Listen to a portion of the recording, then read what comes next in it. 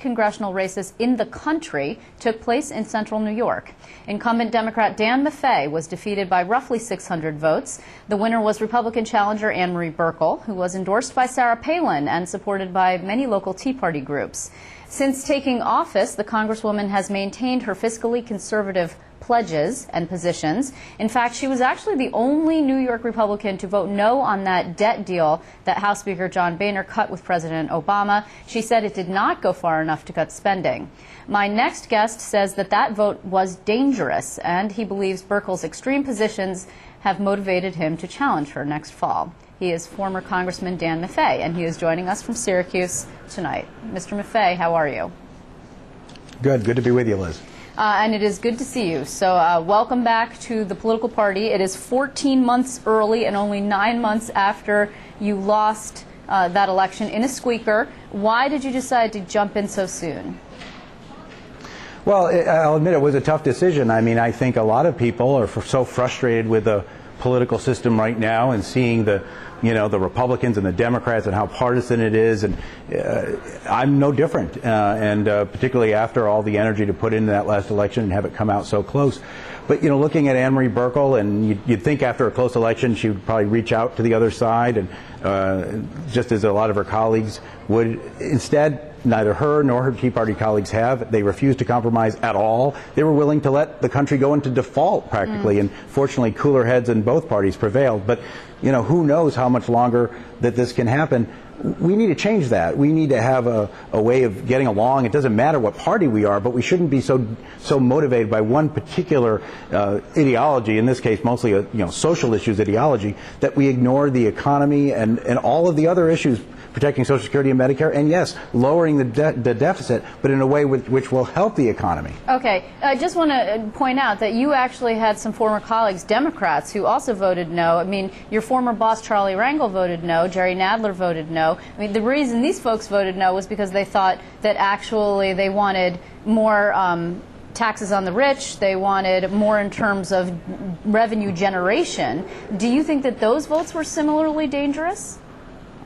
The problem was, Liz, was that Ann-Marie Buerkle wasn't willing to take any compromise at all. Not that she wasn't willing to just sign on to that particular compromise, whether it was good or bad. And it's not just on this issue. It's on any issue. It's on any kind of a tax bill that you would have that would eliminate the tax breaks for oil companies. We're not talking about things that are kind of in the middle and, it could go this way or it could go that way. We're talking about things that, large majorities of the American public, and certainly large majorities of upstate New Yorkers, know is wrong. Tax breaks for big oil companies, putting Social Security and Medicare into privatization schemes where essentially they will completely change in nature by the time a 55-year-old reaches 65. Those things are not what these members were sent to Washington to do. Okay, just to be clear, though, since now you're a candidate officially, you're filing the paperwork today, do you think that Medicare and Social Security, these entitlement programs that are clearly out of control, need to be changed, or are they in a box and can't be touched and that's it? Well, of course they need to be changed, but you can do it in a way that preserves the basic structure. In fact, Social Security is fairly simple. I mean, if you can get people into a room to sort of agree, okay, we'll make this adjustment here. Medicare is a little more challenging, but we certainly were able to help cut costs in Medicare in the health care bill without reducing the services for seniors. So that can happen. Just also, you are not right now having clear sailing. Well, we actually aren't sure. There is a Syracuse lawyer by the name of Brittany Murphy. She's a political newcomer. She already has been raising cash. She's got, I think, $25,000 on hand. Have you spoken to her, and are you willing to fight in a primary before you even get to Ann-Marie Buerkle? Liz, I appreciate those questions, but it's so early to talk about that. I mean, we don't even know what date, if there's a primary, we don't even know what date it might be on. We don't know if the Republicans may have primaries because of redistricting or otherwise. I can't speculate at this point. All I know is that I decided that I couldn't stay on the sidelines. Too many people asked me and told me that, look, Dan, you know, we know you're tired, but you're the only person who can bring to this race the dedication and the experience and the energy, and to be the kind of credible candidate we need to make sure that there's somebody in Central New York that they have a real choice. So, you know, not just because of them, but also because of what I was seeing out there and the continuing energy I have to make a difference, I had to make my decision to run. You know, you bring up a good point. It's possible that this district won't even exist. I mean, there are some people, or will be dramatically changed. There are some people who say, well, Anne Marie Burkle, particularly Democrats, they view her as weak. She's a top target for the DCCC in 2012. I mean, obviously, you're now back in the race. So are you concerned about the changing of the district and how that might impact your run? Because there were parts of the district where you ran very strong, and there were parts that were less so. Well, yeah, I mean, I think in any congressional district that happens, and the closer you come to Central New York, the stronger I ran. But the point is that you don't just take a big black marker and cross out part of the state. Central New York will have a congressional district. We don't know what the borders will be. That's true, and those borders can affect the politics and the balance of Republicans and Democrats. But there will be a district with Central New Yorkers, and this is where I was born. It's where I live. It's where my heart has always been. I think I can represent the Central New York district, whatever it looks like, and so that's why I'm getting in now. Who knows when the districts will actually be finally settled? It's a very political process. It is indeed, and getting more political by the day, practically, it seems. Already it's clear that the Republicans are worried about you because they wasted no time in sending out a statement. I've got one from the NRCC, and they're saying that you spent the last several months at a lobbying firm, so we'll get to that in a second. You took a job at Manat Phelps, which is in fact a lobbying firm, but also a consulting firm and a law firm. And you must have realized that you want to do more to make Nancy Pelosi Speaker again. This is actually sort of a time-honored thing. Nancy Pelosi is not exactly the most popular figure, and so they've been trying to tie, particularly upstaters like yourself. They did this in 2010, and Bill Owens and others. First of all, are you a lobbyist?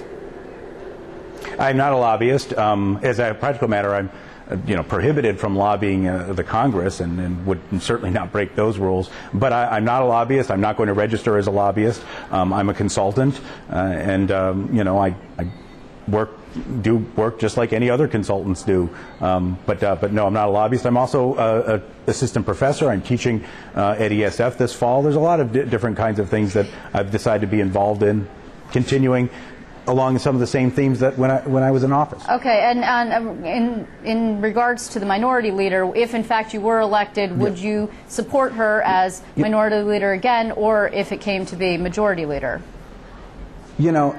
House Speaker, the Republicans, I should say. at least Pardon me, House Speaker. Forgive me. Well, whatever. The Republicans at the NRCC really want us to be Great Britain because they think this is a parliamentary system and Nancy Pelosi is running. I have no idea whether Nancy Pelosi is even running for re-election, and much less be running to be Speaker or Minority Leader or whatever it is. But I'm running. This is my candidacy, and the things that I stand for are centrist values, are yes, cutting spending, but also making sure that we do so in a way that's going to expand our economy, not put us on the point of default. It's making the adjustments we need to keep Social Security and Medicare strong instead of privatizing them. And so, and I am very independent. I voted against continuing involvement in Afghanistan and against military aid to Pakistan, even though the President of the United States was for that. Okay. So this isn't a parliamentary system. I understand that. I think, however, you've got Onondaga County GOP Chairman Tom Dating saying that you're a partisan liberal, and your record shows that you voted 96% of the time with Nancy Pelosi, I mean, with the House leadership, that is, when you were in. Are you going to take a different tack? Do you believe that you're actually going to become more moderate as you run? I've always been moderate. What you need to do is you need to work on getting things done. Mm-hmm. And you work on making sure that those bills are as centrist as possible. And people, particularly Democrats and Republicans, frankly, in the upstate New York delegation, whether it was myself or Bill Owens or Mike Arcuri or Chris Lee at the time or whatever, we were all working to make those bills more moderate. So my record, according to the National Journal, was actually pretty close to the center. Actually, Mike Arcuri was dead center. I was slightly to the Democratic side. But it's not just a matter of votes. It's a matter of what you do to find solutions. It's like I said, it's not that Anne Marie Buerkle voted against the compromise is the problem. It's that she didn't even try. She wasn't willing to vote for anything that would have preserved this government from default, and that's a problem. Before I let you go, unfortunately, we're almost out of time. I do want to ask you about a guy who definitely is running for re-election, President Obama. Are you supporting him at this time? I mean, the president is somebody that I admire a lot. I think he's been a great president. I think we need to continue the kinds of pro-growth policies that he's been able to start. Again, it's so early that we don't even know who the Republican opponent is going to be. But certainly, I believe the president deserves another 4 years. Okay. Thank you very much, Dan Maffei. I'm sure we'll be seeing more of you, of course, on the campaign trail. And as I said, welcome back to the fray. I'm sure it's going to be a very interesting election season. Thanks a lot. Thank you, Liz.